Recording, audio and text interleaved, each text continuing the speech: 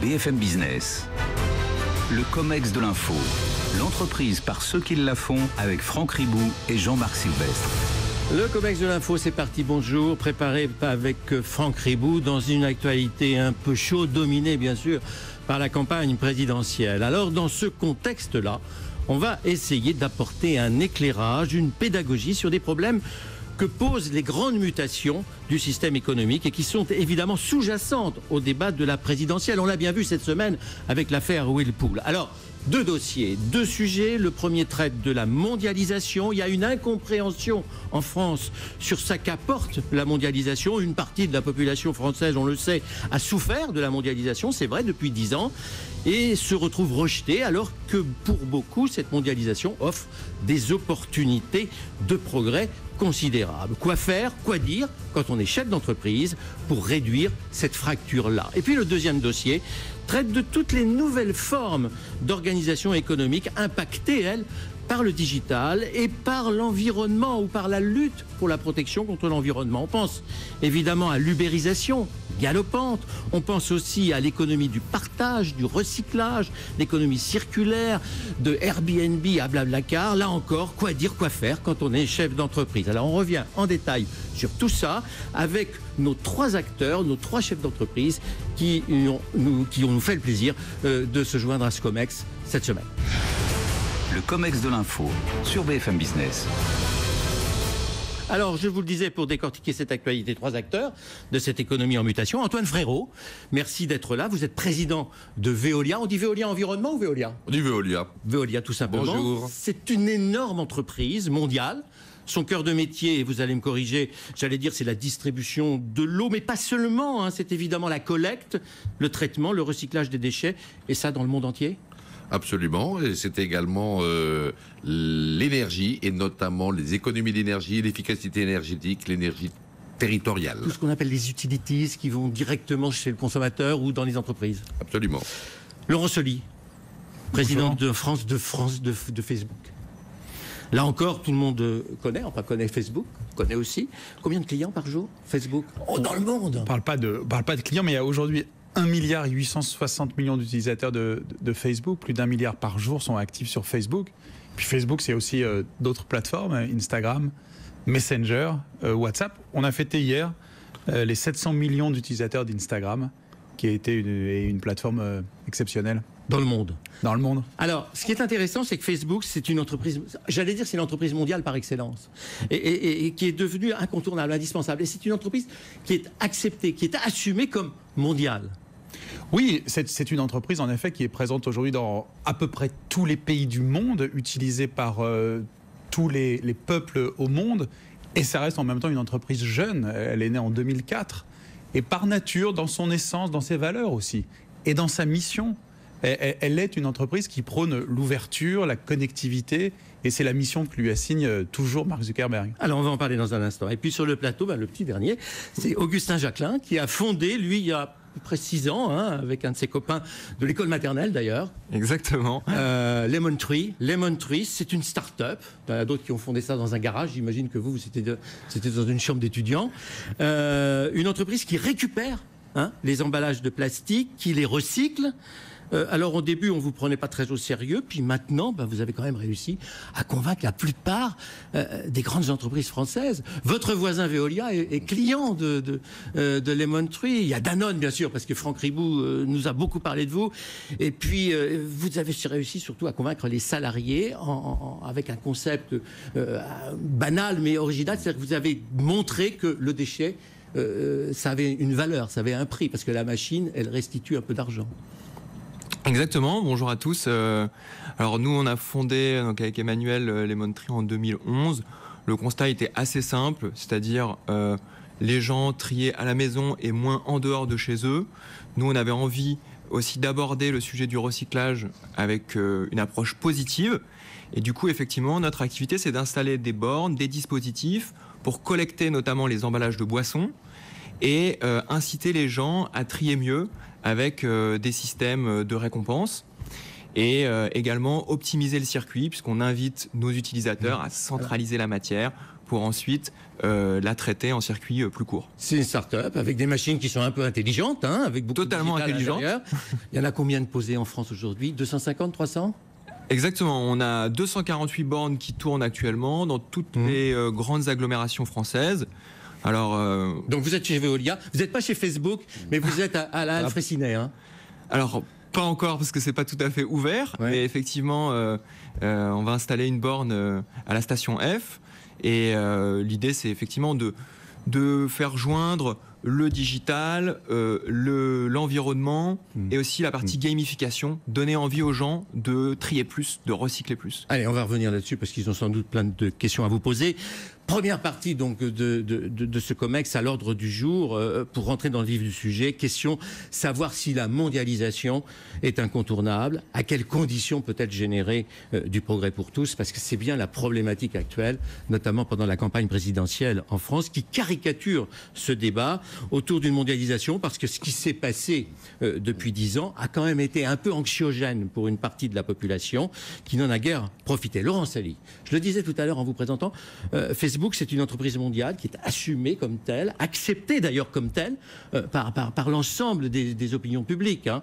Est-ce que Facebook préfigure quelque part, vous allez me dire c'est très ambitieux, une certaine nouvelle organisation du monde?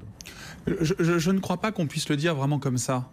Ce que l'on cherche à faire comme entreprise sur ce thème, c'est d'essayer d'expliquer, pas vraiment la mondialisation d'ailleurs, mais comment la révolution digitale, cette révolution technologique, qui est déjà d'ailleurs un peu ancienne, mais qui s'accélère, bouleverse les économies, bouleverse les entreprises avec lesquelles nous travaillons, et comment elle peut être, parfois elle doit être, une opportunité pour les entreprises.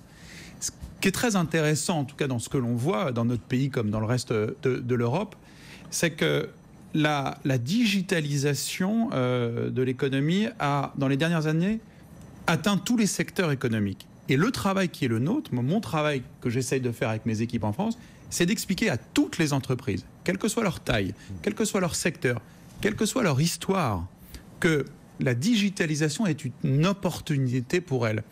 Et le travail que l'on fait, on le fait tout aussi bien avec de jeunes start-up, qui seront pour certaines bientôt à la Halle Fraissinet, comme on le fait avec les entreprises traditionnelles, avec les TPE, avec les PME. J'aurais plein d'histoires et plein d'anecdotes à vous raconter, avec deux idées. La digitalisation n'est pas réservée aux entreprises digitales. Et deux, elle n'est certainement pas non plus réservée aux très grands groupes mondiaux. C'est ça notre travail. La vocation dans le monde entier, c'est d'améliorer le lien social, de créer de la communication et des réseaux. Oui, bien sûr. Et de montrer, c'est bien au-delà des frontières, au-delà des identités bien nationales, entendu, c'est un réseau social, Facebook. Et ça reste puissamment un réseau social. Mais ça a, depuis plusieurs années et dans les 10 dernières années, changé la façon dont nous communiquons, mais dont les entreprises communiquent avec leurs clients, communiquent avec leurs prospects, leur donnent leurs produits, leur donnent accès à leurs services, à leurs innovations. Et c'est ce travail-là d'explication, il y a un gros travail pédagogique, et ensuite d'exécution qu'on essaie de faire. Bon, ça pose parfois quelques problèmes, quelques difficultés, quelques embûches. On va en parler dans un instant. Mais je voulais simplement demander à Antoine Frérot, vous êtes aussi une entreprise mondiale, industrielle. Absolument, oui. Quel est pour vous, qu'est-ce que vous diriez finalement pour convaincre ou pour expliquer les opportunités de la mondialisation? Je sais que cette semaine, vous avez fait le tour de France, le tour du monde de la croissance. Le tour du monde de la croissance. Il y avait un but derrière ça, quand vous avez fait ça. Vous avez présenté la croissance dans le monde entier. Alors moi, je commencerai par expliquer aux Français ce que la mondialisation apporte en termes de développement économique et de création de richesses. Mais je pense que j'expliquerai aussi les défauts qu'elle peut avoir et comment préserver les avantages et comment corriger les défauts. Parce que finalement, c'est peut-être ça aussi qu'on attend de nos hommes politiques. Alors les défauts, c'est le risque de concurrence, parfois déloyale. On va commencer par les avantages, si vous voulez bien. Oui, allez-y. L'économie, elle s'est développée sans cesse par accélération des échanges entre des produits et des services. Au début, accélération des échanges au-delà du local, puis au-delà du régional, pour aller jusqu'au national. Et puis un jour, au-delà du national, par exemple, au sein du marché commun. Et les entreprises françaises, les Français, leur niveau de vie ont considérablement profité de ces échanges-là jusqu'à une date relativement récente. Et c'est cet élargissement du périmètre d'échange qui fait que l'économie se développe. Et puis, après, on est allé au-delà de l'Europe, dans d'autres pays du monde. Veolia a effectivement beaucoup profité aussi de cette extension du périmètre. Et aujourd'hui, Veolia construit son développement et la création de sa richesse largement en dehors de France. La croissance vient de l'extérieur. Bien sûr, la croissance et également les résultats. Et inversement, du coup... Quelle est la part de votre activité à l'extérieur aujourd'hui ? 80%. 80% Oui. Et aujourd'hui... Ça veut dire 80% de l'activité, 80% des emplois, tout ça 80% des emplois, 80% de l'activité... dépendent de l'extérieur. 99% des résultats. 99. Ce qui fait que, maintenant, c'est aussi à partir de la créativité de nos équipes à travers le monde, de toutes les nationalités, que nous pouvons également réimporter des innovations dans notre pays. Et dans ce pays, en France, certes 20% des effectifs, mais beaucoup de diversité, beaucoup de gens d'origines diverses. Eh bien, notre développement à l'international offre à ces gens-là aussi des perspectives de développement de carrière au sein du groupe. Mais alors ça, c'est les avantages. Alors, on va parler des défauts dans un deuxième temps. Augustin Jacquelin, Lemon Tree, c'est une entreprise nationale. Alors effectivement, qui traite un problème mondial, qui traite un problème... Oui, on pourrait dire les choses comme ça. Le sujet de l'environnement, c'est clairement un problème mondial que nous, on traite à une échelle plus locale. Alors, c'est vrai que nos bornes, elles sont installées partout en France. Après, on fonctionne quand même par cercle concentrique, c'est-à-dire la partie collecte. C'est rattaché à des bases locales. Donc nous, c'est vrai qu'on a une approche quand même très terrain, très locale. Et puis voilà, on s'étend avec ces... Mais en préparant l'émission, vous m'avez dit, on a un besoin particulier en France, parce que contrairement à l'Allemagne ou à l'Europe du Nord, on est quand même très très en retard. Alors il y a effectivement deux sujets. C'est vrai que nous, on a été voir dans d'autres pays qui avaient des taux de recyclage bien supérieurs aux nôtres, notamment sur les emballages, quelles étaient les bonnes idées, les bonnes pratiques. Et ça nous a permis déjà d'ouvrir les yeux. Et en plus, on s'est dit, effectivement, importons certaines technologies qui sont déjà matures dans ces pays pour créer l'utilité en France. Donc, on travaille avec des partenaires un petit peu partout. Ce pays, c'est l'Allemagne, c'est l'exemple allemand aussi. Allemagne, États-Unis, on travaille avec des Italiens, et bien sûr pas exclusivement, parce qu'on a aussi des fournisseurs près de chez nous. Alors, on va passer, c'est vrai, à la face plus sombre de la mondialisation, celle que tout le monde ressort, notamment en période de campagne électorale, les problèmes. Laurent Soli. Quand on dit, je vais parler des sujets qui fâchent, parce qu'on va en parler. Quand on vous reproche de passer outre les frontières, vous dites quoi? Vous répondez quoi? Quand vous passez outre les législations nationales, outre les identités nationales? Mais on explique que ce n'est pas du tout comme ça que ça se passe. D'abord. Ah, si. Ben non, Jean-Marc. J'ai des correspondants dans le monde entier via Facebook. Oui, mais... Formidable. Hein. Vous dites qu'on passe outre les lois. Non, je dois le dire, non. Facebook, dans tous les pays où l'entreprise est installée, où elle est utilisée, respecte les lois nationales. Et d'ailleurs, j'allais dire, c'est bien normal et c'est bien la moindre des choses. Si vous prenez l'exemple de la France, nous respectons, je ne vais pas ici vous en faire la liste, comme d'ailleurs toute entreprise internationale dans notre pays, les lois de la République française. Et d'ailleurs, c'est là où il faut peut-être montrer à la fois l'équilibre et l'opportunité à travers, comme l'a dit Antoine Frérot, la capacité d'échange, d'attractivité, de la transformation ou le changement de ce monde-là. Ce qui est vrai en revanche, c'est que la technologie numérique, la transformation digitale que Facebook incarne ou illustre, Facebook n'est pas la seule entreprise, il y a de très grandes entreprises françaises qui sont des leaders de cette économie-là ou qui en ont bénéficié, permet d'accélérer, permet d'atteindre des marchés, permet de se développer à une vitesse, à des taux de pénétration beaucoup plus rapidement. Mais pour quelle raison? C'est que ce sont les utilisateurs, les consommateurs, les clients, vous et nous, qui sommes devenus également des êtres digitaux, connectés. Oui, bien sûr. Et voilà la raison. Donc, à votre question sur la transformation qui peut avoir évidemment potentiellement des défauts, des complexités. Enfin, quelle révolution industrielle dans l'histoire du monde n'a pas bouleversé les modèles, n'a pas fait changer les règles, à peu près toutes. Et quand vous relisez l'histoire des transformations industrielles du 19e siècle, du 20e siècle, on pourrait ici aussi en faire la litanie, on a des exemples étonnants dans nos pays, en Europe, de résistance à ces changements. Bien sûr. Je vous donne juste un exemple au 19e siècle. Quand on a créé la machine à tisser automatisée puis industrielle en Angleterre, il y a eu des révoltes sociales, des lois. Il y a eu en France la révolte des canuts à Lyon. Et donc l'histoire est pleine de ces transformations. Mais avec le recul, on se rend compte à quel point ça a été des sources de progrès et d'évolution. Alors, bon, je continue dans mes reproches. Oui. Quand on vous reproche, à vous et à d'autres grandes entreprises d'origine américaine d'ailleurs, de profiter des disparités fiscales pour minimiser les impôts payés, on répond quoi? Mais c'est un sujet qui est banal, d'une banalité. Oui, mais c'est un sujet d'ailleurs. C'est un sujet. Cette question concerne plusieurs entreprises qui sont des entreprises internationales, et renvoie à la question de l'adaptation des lois nationales, fiscales et autres d'ailleurs, conçues dans un temps très territorialisé, très national. Ce sont d'ailleurs les États eux-mêmes, au sein de l'OCDE, qui se sont saisis de ces débats-là. Qu'il y ait une évolution des règles, parce que la façon de commercer a changé, la façon de faire l'économie a changé, est bien normale, et elle touche les structures législatives, réglementaires, mais pas uniquement celles-là. Et ben c'est aux États, à l'OCDE notamment, qui y réfléchit depuis de nombreuses années, d'apporter les évolutions nécessaires. Oui. Alors, Antoine Frérot, qu'est-ce qu'on peut faire, qu'est-ce qu'on peut dire pour faire cette pédagogie des inconvénients, ou même pour les réduire? Alors, tout à l'heure, on a parlé des avantages. Oui. Effectivement, cette mondialisation, elle peut avoir aussi des défauts. Et elle en a aujourd'hui. Ces défauts, c'est quoi? C'est essentiellement que pour qu'elle marche et pour qu'elle crée de la richesse en extension, il faut que les règles du jeu entre les différents acteurs économiques soient à peu près équitables. C'est vrai ça, Laurent. Et que les termes soient à peu près identiques. D'ailleurs, quand on a étendu les échanges au-delà des périmètres régionaux, au pays France, les règles étaient les mêmes pour tout le monde.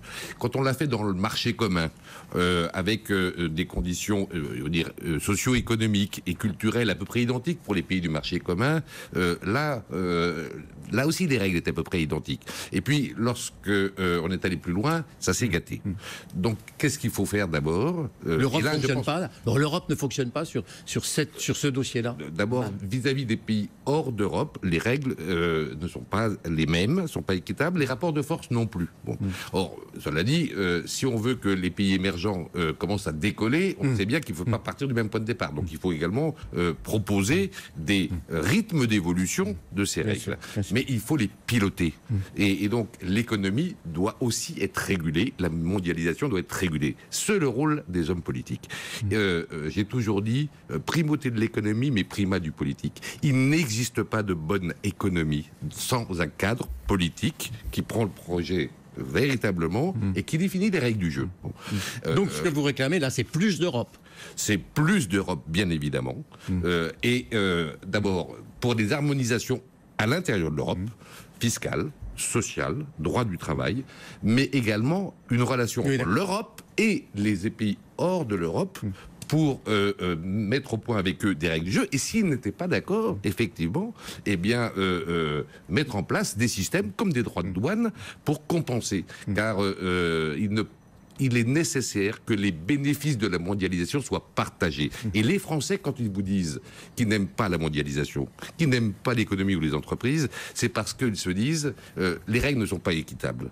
Donc, les deux réponses à apporter, c'est la mondialisation pour qui? Et les progrès de l'économie, la création de richesse pour qui? Pas seulement pour quelques-uns. C'est là que nous attendons nos dirigeants politiques. Vous achetez tout ça, là, Laurent Saully, Augustin, vous achetez ce discours-là? Évidemment. Hein? En tout cas, moi, je suis bien d'accord avec le fait que il faut des règles qui convergent pour qu'on soit sur un pied d'égalité et qu'on joue avec les mêmes cartes. Après, je pense qu'il faut aussi que les entreprises, dans leurs responsabilités, elles aillent au-delà du simple cadre législatif.